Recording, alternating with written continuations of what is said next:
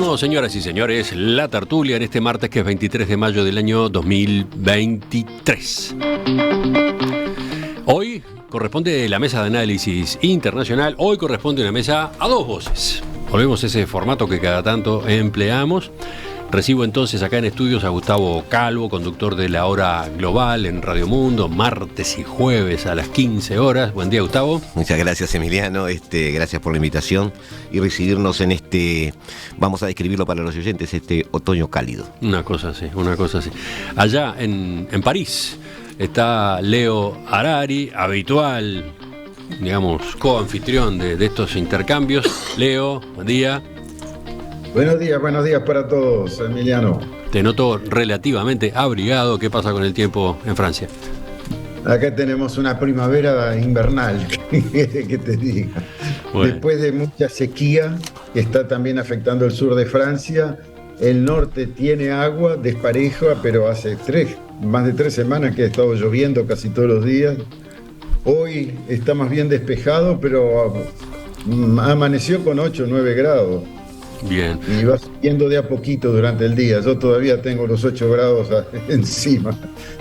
Quedamos bien situados entonces. Y les propongo que pasemos a el primero de los temas, de los dos grandes temas que vamos a tratar esta mañana. La agenda de la cumbre del G7, que tuvo lugar viernes y sábado en Hiroshima, Japón, estuvo dominada por dos asuntos: la guerra en Ucrania y la influencia geopolítica de China. Al final del encuentro, en una declaración conjunta, las 7 democracias industrializadas más importantes del mundo condenaron la invasión rusa en Ucrania y prometieron apoyo diplomático inquebrantable al gobierno de Volodymyr Zelensky. El mandatario ucraniano, que se hizo presente por sorpresa en la reunión, logró nuevas promesas de entrega de material militar de los miembros del G7, o sea, de Estados Unidos, Canadá, Japón, Francia, Reino Unido, Alemania e Italia. Sin embargo, no consiguió uno de sus objetivos: mantener una reunión bilateral con el presidente de Brasil, Luis Inácio Lula da Silva, que estaba invitado a la cumbre. La audiencia no se concretó porque los dos presidentes adujeron problemas de agenda. De todos modos, Lula fue crítico con las posturas de Zelensky y también de Putin. Por enquanto, eles não querem conversar sobre paz. Se tem uma proposta que é a rendição do outro, se o outro tem a proposta que é a redenção do outro, ou seja, e ninguém vai querer se render. Ninguno de los dos parecen dispuestos a avanzar hacia la paz porque ambos están convencidos de que van a ganar la guerra, decía, entre otras cosas, Lula. El otro gran tema de esta cumbre fueron las relaciones de los miembros del grupo con China. En el comunicado, el G7 pidió a Pekín que no lleve a cabo actividades de injerencia en sus países miembros y expresó su preocupación por los derechos humanos, especialmente en Tíbet y Xinjiang. Además, el G7 condenó la política del gobierno de Xi Jinping en el mar de China Meridional. En segundo plano, quedaron otros asuntos estratégicos. Por ejemplo, en la declaración conjunta, los líderes del G7 se comprometieron a avanzar en discusiones para una gobernanza común de la inteligencia artificial y también a cooperar en materia de migración y cambio climático, entre otros puntos. Bueno, ¿qué dicen? ¿Qué les dejó a ustedes esta cita? Creo que es después de que Estados Unidos vio el avance chino, tecnológico, en armamento y en influencia global sobre todo, que fueron los 3 grandes puntos que pusieron nervioso a Washington hace una década. Creo que es el primer G7 donde realmente el G7 trabaja como lo que es una subrogación del Consejo de Seguridad de las Naciones Unidas. Es decir, subrogación del Consejo de Seguridad. Esta es la mesa directiva de la actual gobernanza mundial. Así hay que verlo, así como el G20 es una especie de consejo de accionistas para hacer un símil empresarial. Por primera vez el G7 deja de ser una serie de declaraciones de intenciones y se empieza a implementar el trabajo que ha estado haciendo Estados Unidos en estos años, tratando de encontrar una estrategia para poder frenar el impulso chino. Muchas dudas, la guerra de Ucrania de por medio, que sigo insistiendo que distrajo mucho a Washington, lo sacó de foco. Washington estaba decidido a mudarse al Indo-Pacífico y dar así su batalla comercial. Se está demorando eso. Y lo que vemos acá, en una serie de 20, 30, 40 puntos, en más de 40 páginas de la declaración final, es uno por uno toda una serie de intenciones que van a desarrollo de instituciones financieras, sostenibilidad de la deuda, reglas de financiación sostenible, cooperación internacional para desastres, desarrollo sostenible en ciudades, cambio climático. Uno parece estar leyendo no solo las intenciones por las cuales los integrantes del G7 quieren empezar a implementar su aporte, digamos, a la colectividad mundial a partir de estos meses, sino además justamente una lista de aquellos problemas que los están poniendo nerviosos. Se condena la guerra en Ucrania, tú dijiste una serie de elementos laterales o secundarios, no recuerdo la expresión que tuviste, pero en realidad eso es la estructura de todo esto. Es decir, toda la estabilidad y sostenibilidad de la economía global parte del sector financiero, inclusión financiera y deuda sostenible. Por lo tanto, va a atacar la estrategia de préstamos chinos que hoy ya tienen cartera más que el Fondo Monetario Internacional. ¿Pero salieron, digamos, definiciones concretas en esas materias? Se van a hacer a través del Fondo Monetario Internacional, el Banco Mundial, el Banco Europeo de Reconstrucción y Desarrollo, el Banco Europeo de Inversiones. Concomitantemente a esto, el grupo Bilderberg se reunió también en Lisboa en estos días, donde muchos de los asistentes a esa reunión son parte de la gente que toma decisiones también en el G7. Y también allí se dieron pasos de reglas de financiación sostenible, lo cual implica estandarizar las reglas de financiación a nivel mundial, bajo un dominio financiero determinado, que es el de Occidente en este caso. Entonces Occidente está armando la estructura para poder enfrentar la influencia china, sobre todo lo vamos a ver en África y América Latina. Hay mucha tela que sacar de todo este tipo de resoluciones, o sea, que va más allá de la guerra. Tú no te quedas nada más que con Ucrania, no, Ucrania la geopolítica china. No. Se está reconstruyendo, es lo que llamó el jefe del grupo de Davos, llamaba esto el reseteo mundial, es decir, se reconstruye la estructura económica, financiera y de poder atendiendo a un adversario que se tiene enfrente. O sea, hubo un par de temas fuertes, dominantes, pero no por eso se descuidó lo otro. No, y eso es el gran problema de Lula. Volvió a un mundo que pensó que era igual que hace 20 años y hoy no lo es. Bueno, acá tenemos otro tema para incluir en la conversación. Lula, un factor, un personaje, un líder. Leo, voy contigo ahora.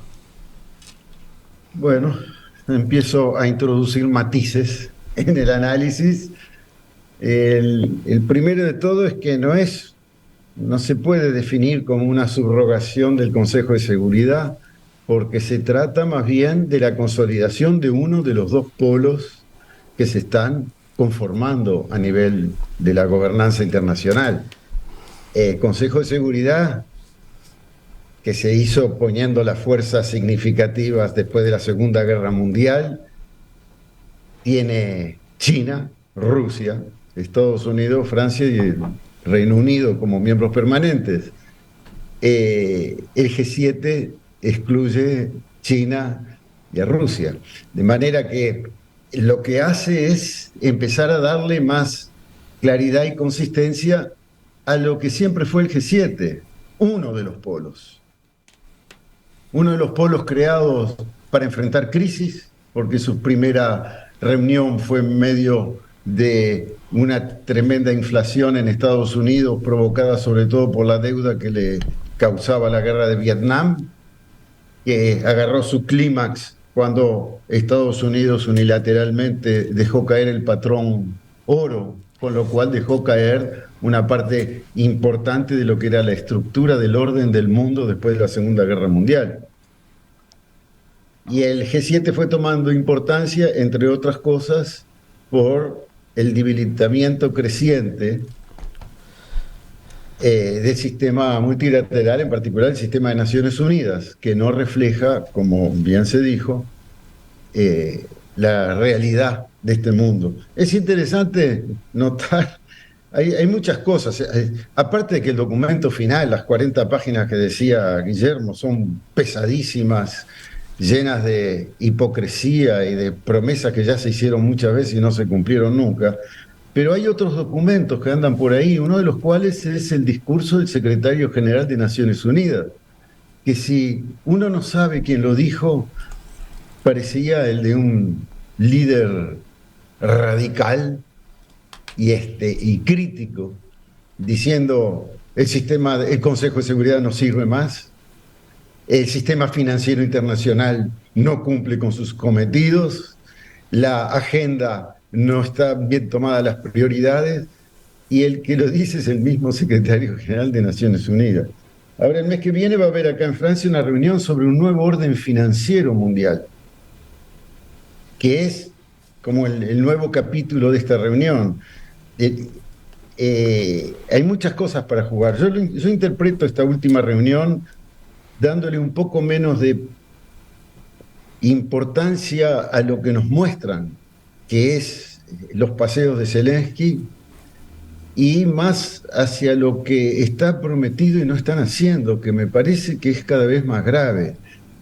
Hay como ¿A qué te estás refiriendo en particular?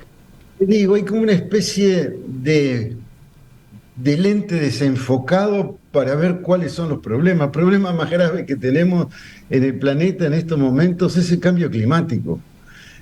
Y se habla de que para el 2040 tenemos que bajar esto, para el 2050, como si fuera ahí que va a empezar el problema. Pero el problema ya empezó. Cuando estemos en el 2030, 2040, si no hacemos cosas ahora, la situación va a ser muy grave. Y hay una toma de conciencia, porque siempre toman nota. Pero, por ejemplo, se dijo que se iba a contribuir con 100 mil millones de dólares para ayudar a los países menos ricos a hacer la transición hacia energías menos contaminantes. No desembocaron en nada con eso. Hace 3 años que lo prometieron. Lo volvieron a prometer este año. Entonces, hay cosas en las cuales no las ignoran, pero no las toman en cuenta. Se están enviando cientos de millones de dólares diarios a Ucrania. Y hay cosas que pasan, como que se funde un banco en California y en 48 horas lo reflotan. El Credit Suisse en Suiza, uno de los bancos más viejos y prestigiosos del mundo, se funde y en 3 días lo arreglan. Pero los grandes problemas que hay, que tienen que ver con los efectos del cambio climático ya actualmente en países pobres, esos no hay plata, no hay urgencia. A mí me parece que estamos en una reorganización seria de la polaridad en el planeta, pero con una agenda ciega o daltónica con respecto a los verdaderos problemas. En el caso del cambio climático hay un pecado original en los comunicadores, ¿no? Es decir... ¿En quién, perdón? En los comunicadores. O sea... Los líderes mundiales. Aquellos que fueron a Naciones Unidas a decir que para el 2030 se podía arreglar todo. No es fácil una transición a energías que no están disponibles, o que están disponibles a costos muy caros. Todos saben, lo digan o no, que la transición energética va a llevar décadas. Vamos a tener décadas de presencia de hidrocarburo en todos los estratos económicos e industriales del planeta. Entonces, cualquier planificación que se haga tiene que ser a largo plazo. Hace 2 o 3 G20 se reunieron y hablaban del 2030, me acuerdo que fue en Buenos Aires, y paralelamente a esa reunión no asistió Putin porque estaba firmando con Xi Jinping en Moscú el contrato de 5G para toda Rusia, instrumentada por China. Y se lo llamó a ambos, ¿por qué no firmaban o coparticipaban en los objetivos de transición para el 2030? Y la contestación de Xi Jinping fue en ese momento: hasta el 2040 no se puede hacer nada, porque es imposible hacer algo de aquí al 2030. El 80% de la estructura industrial planetaria, incluyendo a Rusia, no puede migrar en un plazo menor a 5, 6, 7, 8 años. ¿Está interviniendo Leo? ¿Qué dice? Sí, perdón. Claro, que lo que digo es justamente, ese es el error de percepción. No es que hay que esperar hasta el 40 para hacerlo. No es que hay que esperar, es que los objetivos recién van a terminar de cumplirse allí. Es imposible hacerlo antes. Un ejemplo, en la discusión que tiene bloqueado el Congreso y la Casa Blanca en Estados Unidos, que puede hacer que la semana que viene Biden no pueda pagarle al cocinero de la Casa Blanca porque se queden sin plata. Una de las discusiones que hay es que todavía en el plan republicano hay 30.000 millones de dólares para subvencionar la industria petrolera. Sí. Y por otro lado corta la asistencia a la ayuda médica a los indigentes de 240 millones de dólares. Y Biden dice, yo no puedo, por un lado... No, pero eso es Leo, no mezclemos discursos populistas en este tipo de análisis que estamos tratando justamente. No es un discurso populista. Biden sabe que si no subvenciona la industria, tiene decenas de miles de empleos en la calle en 5 minutos. Se picó la discusión. Hay una realidad que no se puede desconocer y los que lo desconocieron después se asombraron con Trump en la Casa Blanca. Ponete los auriculares, Gustavo. Sí. Leo. No se lo merece la tertulia. De ninguna manera acepto que se diga que es un discurso populista. El de Biden sí. Porque la industria petrolera, que ganó más que nunca en su historia en estos años de crisis, a precio de hacerle pagar centavos más, centavos menos a toda la humanidad para hacer marchar sus carros, sigan pagándole subvenciones mientras cortan los servicios sociales. Eso no es populista, eso es decente, eso es humano. Eso es parte de lo que es populista es plantear hablen de a uno porque si no el oyente se pierde. Terminá por favor, Leo, lo que venías diciendo. Yo lo que digo es que estamos en un momento en que se reorganiza el mundo y uno de los polos, ninguno de los dos son la luz que ilumine mi vida. No me interesa ninguno de los dos. En realidad no. Pero lo que estoy diciendo es que estos se están organizando ciegos a las necesidades de la gente y absolutamente obsecuentes, esclavos de las necesidades de las industrias petroleras, de la concentración de la riqueza en pocas manos y de la destrucción del planeta, que lo vamos a empezar a arreglar en 2040. Denunciar eso, decir que es populista, para mí es inaceptable. Creo que conviene la aclaración. Lo que yo digo que es populista es plantear la alternativa. Es decir, por supuesto que hay que desmantelar a mediano o largo plazo, porque antes no se puede, la dependencia de hidrocarburos. Ojo, ya hemos hablado aquí en algún momento, y yo no pude explayarme debidamente, en algún momento capaz que haga un programa de eso, algunos hidrocarburos, porque los hidrocarburos también son virtuosamente sostenes de muchísimos insumos médicos, por ejemplo, o de medicinas. Ahora, plantear para seguir perforando, no para hacer medicamentos. Las subvenciones son para seguir haciendo agujeros en vez de buscar alternativas que no van a ser 100%, pero que van a ser una parte para empezar un poco a frenar este desastre. Si no, cuando estés abajo del agua o cuando estés en la sequía total, cuando te lleven adelante los tifones, van a empezar a decir hay que hacer algo con el cambio climático. Es tremendamente equivocado ese enfoque. Y el G7 sigue prometiendo y llenando cosas, pero no están haciendo lo suficiente, ni de lejos lo suficiente lo que es necesario. En cambio, se pasean con el señor Zelensky en una guerra de las decenas de guerras que hay arriba de este planeta, causando muchos más muertos, y de las que la gente se ha olvidado. Porque tenemos tremenda cantidad de crisis humanitarias violentas, de las cuales ya ni se habla, porque hay alguien que el señor presidente francés le presta el avioncito para que se vaya a Hiroshima, que es como pronuncian los japoneses Hiroshima. A ver, seguimos, porque el intercambio corre el riesgo de volverse inentendible. Quisiera volver al G7, pero antes quiero que exista la discusión, también, quiero que estén las dos posiciones, pero no se me pisen demasiado. A ver. No solo una posición.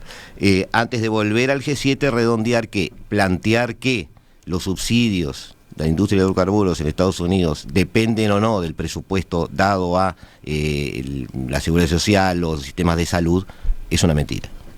Eso es populista. Ambas cosas se pueden manejar en forma independiente y se han hecho en forma independiente 5, 6, 7 presupuestos antes, además. Eso es mentira. Eso es una mentira de Biden. No es así. Ahora bien, si un partido como el republicano en Estados Unidos plantea que no se pueden sacar de la noche a la mañana una serie de subsidios de una industria que maneja decenas de millones, no millones, decenas de millones de empleos, me parece totalmente lógico, sabiendo además que no hay alternativas. No hay alternativas hoy, no hay alternativas viables, ni en Estados Unidos, ni en Europa, ni en África, ni en Nigeria, ni en China, ni con tierras raras, ni sin tierras raras. Entonces, de alguna manera, lo que hay que hacer es esa transición, que tenía que haber sido en forma realista hasta el 2040, 2050, porque antes es imposible. El error, el espejismo que fuimos sometidos todos, es que vimos a líderes en las Asambleas de Naciones Unidas hablando del 2025, del 2030, de que estaba a la vuelta de la esquina. Vimos a Alemania cerrar plantas nucleares porque se venía la energía eléctrica. Vimos a toda Europa tratar de salir del petróleo y terminar ahora carbonizándose. Es decir, esa lucidez no está presente. Vuelvo ahora al G7. A ver, pero sí, ¿volvemos al G7 o no? ¿Quedamos ya servidos en este punto o te quedó algo a su vez, Leo? No. Porque esto fue como un ángulo por el costado, ¿no? Sí, sí. Bueno, por el costado, fue uno de los temas. Sería bueno continuar con el enfoque más general. El enfoque más general es que estamos en un periodo de transición acelerada, cada vez más acelerada, en la que empiezan las diferentes fuerzas a tratar de ocupar los espacios disponibles. Las Naciones Unidas dejó un gran espacio disponible por la obsolescencia de su estructura, por el hecho que tiene un Consejo de Seguridad que no refleja las verdaderas fuerzas. Entonces no se pueden resolver los verdaderos problemas. El G7 surgió para decir, bueno, vamos a poner la casa en orden. ¿Cuándo? Surgió cuando Estados Unidos estaba metido en la guerra de Vietnam y cuando la inflación era tal que no podían mantener las reservas de oro necesarios para que el dólar fuera una moneda de referencia. Eso se fue al bombo. En 1974 se consolidó que se fue al bombo, hubo la crisis del petróleo y hemos sufrido una crisis que en cierto sentido dio una nueva etapa. Esa nueva etapa pasó unos pocos años después, a partir de los 80, con la política Thatcher-Reagan, en la cual se dijo, bueno, el Estado nos cuesta muy caro, hay que privatizar, el mercado es mucho más eficiente para repartir los recursos, y se empezó a vanguardizar y darle más ideología al principio del liberalismo en el cual ahora estamos en los últimos pataleos. No. Ya estamos viendo cómo va marcha atrás la globalización, que era un objetivo principal del liberalismo, porque era la manera de ampliar las posibilidades de crecer. Bueno, eso se está dando marcha atrás porque se dan cuenta que les crea dependencia con Rusia y con China y con otros países, y se están empezando a buscar nuevas reglas en las cuales el G7 cumple un rol de liderazgo fundamental. Eso es lo que estamos hoy. Lo que yo considero es que es un liderazgo que no nos lleva hacia mejores tiempos, nos lleva hacia conflictos más graves, nada más. Y la polarización entre bloques lleva a eso. Es decir, el G7 de alguna manera, como dice Leo, es uno de los polos, y lo que está haciendo es disciplinando su equipo, financiera, económica, industrialmente. Luego vendrá políticamente, que es lo que Lula está empezando a sufrir ahora, y en lo que llamamos desde el punto de vista económico y comercial la batalla por África se va a definir mucho allí, porque hay muchos de los insumos necesarios para una de las carreras más importantes, la tecnológica. A ver, pongamos por lo menos algún minuto la atención en Lula, ya que apareció mencionado en la introducción, sí. Ya que después apareció aludido en algunas de las dos participaciones, la de Gustavo, la de Leo. ¿Cómo observaron el papel que jugó? No fue un papel relevante, fue mucho menor que el que pretendía. La aparición de Zelensky a él lo sorprendió. Él esperaba aterrizar allí como el gran pacificador o intermediario en la guerra de Rusia con Ucrania. Y la intervención de Zelensky, por un lado, tratando de reunirse con él, en palabras de Zelensky, para explicarle por qué estaba equivocado, una cosa así dijo. La posición del New York Times también mencionando a Lula como el gran amigo de Putin, es decir, le dieron a Lula una imagen como que era el invitado de piedra del otro bloque prácticamente, cosa que Lula no deseaba y que creo que no es cierta, pero Zelensky jugó sus cartas y de alguna manera Lula quedó fuera de juego en este sentido. Lamentablemente no pudo ejercer la influencia que pretendía, pero es una lección también para todos los latinoamericanos y aquellos países intermedios o pequeños. Es decir, hoy se están jugando en las grandes ligas, como se dice a veces, una toma de decisiones que no es amable, que no es blanda. Se están tomando posiciones, los países se le están pidiendo, y parte de la declaración del G7 es ir por los países que están intermediarios con Rusia, que tomen posición para que no le vendan insumos y no le vendan mercaderías, porque Rusia está evadiendo las sanciones. Entonces, eso es una acción dura, y los países la van a empezar a sufrir, y eso en el G7 se vio que es una decisión tomada. Leo. Pues yo pienso que... Sobre Lula, ¿no? En particular sobre Lula. Sí, Lula forma parte de los fundadores del BRIC. El BRIC, Brasil, Rusia, India, China, África del Sur, no estaban en el G7, son el otro polo. Lula vino, efectivamente, como se dijo, un poco invitado por el rol que ocupa en el mundo. Siempre Lula estuvo invitado en el G7, estuvo 7 veces en el G7, Lula, 6 veces en su gobierno anterior, la última vez en el 2009, y ahora de nuevo. Brasil no lo pueden excluir. Y él lo que aboga es por el otro polo. La política de siempre de Lula ha sido la de la pluripolaridad o multipolaridad, para decirlo de alguna manera. Y jugó más o menos como pudo. Yo no sé si bueno o malo. La versión de los brasileños, que leí ayer textual, de que no se encontraron con Zelensky, dice: le dimos a las 15:30 una cita y no llegó. Lo esperamos 20 minutos, después recibimos al representante de Vietnam, un ministro de Vietnam, con quien teníamos cita más tarde, terminó la reunión y todavía no había llegado. Y a partir de ahí no hubo más contacto. O sea que eso es propaganda chiquita, no sé cuál fue la verdad, claro, pero cada cual dijo una. No me interesa, lo que interesa es que fue y dio su opinión. Y en cierto sentido eso lo ubica, aunque parezca contrario a lo que decía Gustavo, para mí lo ubica más claramente en un liderazgo dentro del otro polo.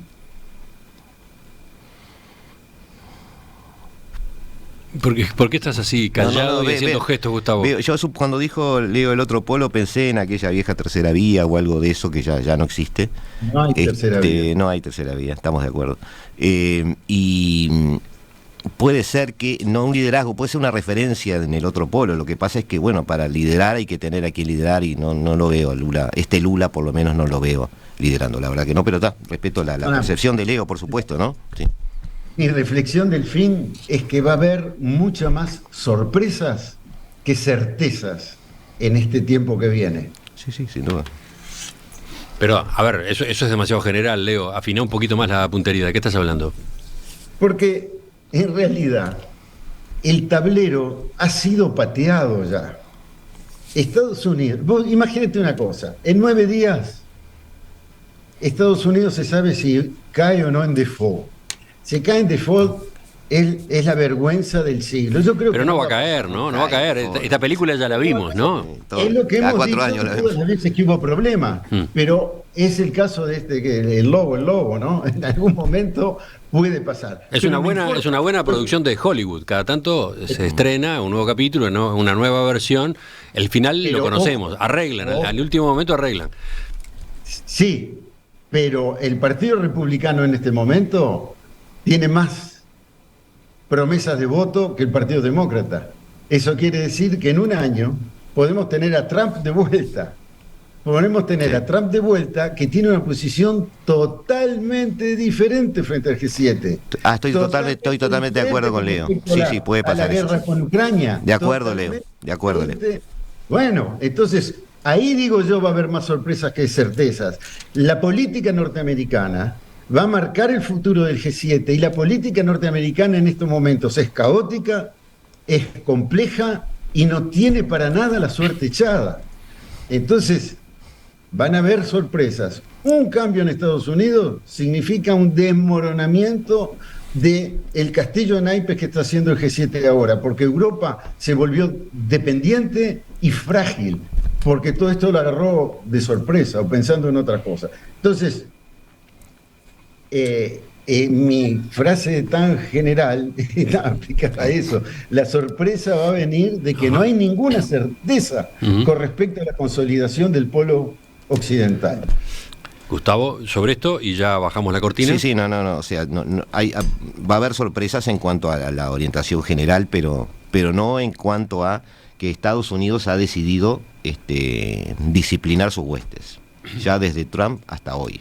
El giro hacia valores que hizo Biden es muy paradigmático. El giro hacia valores quiere decir: no gasto más tiempo en gente que no piensa como nosotros, empiezo a dominar a los que piensan como nosotros, porque los valores no se negocian. Y si los valores no se negocian, esto es ¿estás conmigo o estás con el otro?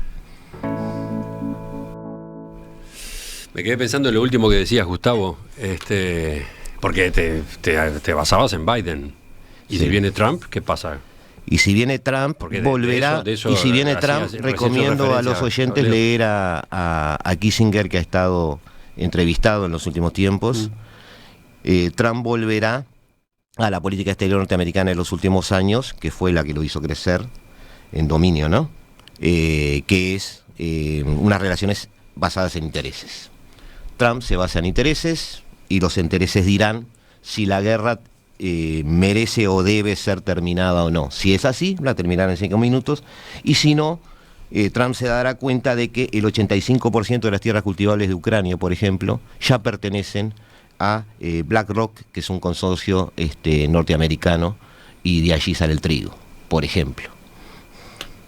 Solo que los intereses de Trump no son los intereses de Estados Unidos, son los de Trump. Es un tipo que no ha tomado en cuenta los intereses de Estados Unidos en ningún momento. Estuvo siempre lo de sus aliados, sus grupos, sus amigos, su cuenta de banco.